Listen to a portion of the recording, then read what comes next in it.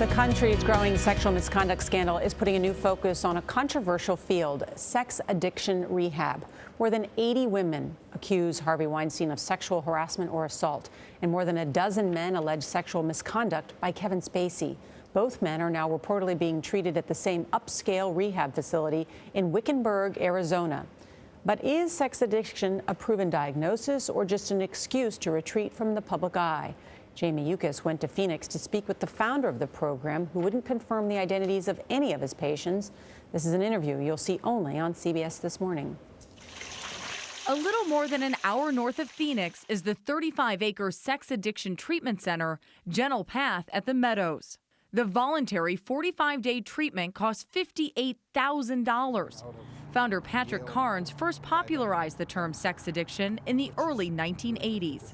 Like any other addiction, it's a problem where a person loses their ability to choose. It's a brain disease. Carnes says an addict's behaviors can range from watching porn excessively to touching or exposing oneself in inappropriate ways. Harvey Weinstein and Kevin Spacey join a list of celebrities who've reportedly sought treatment for sex addiction, including Tiger Woods and Anthony Weiner.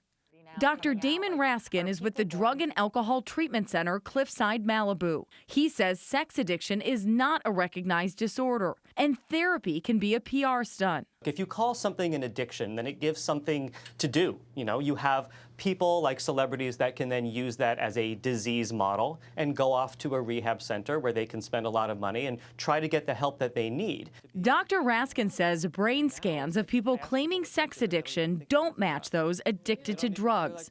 The American Psychiatric Association does not recognize sex addiction as a mental illness. There's no good evidence showing that sex addiction is a true addiction like drug and alcohol addiction. There are a number of doctors we've talked to who say sex addiction isn't real. Whenever there is a scientific breakthrough, there's controversy. The reality is the evidence for the brain disease of addiction is overwhelming. Treatment at Gentle Path includes meditation, journaling, group therapy, and neurofeedback. Patients are asked to commit to a celibacy contract of at least 8 weeks, examining sexual fantasies and creating a relapse prevention plan. So this isn't a vacation? Not a vacation. It's like boot camp. Carnes says it can take up to 5 years with extensive therapy to reprogram an addict's brain.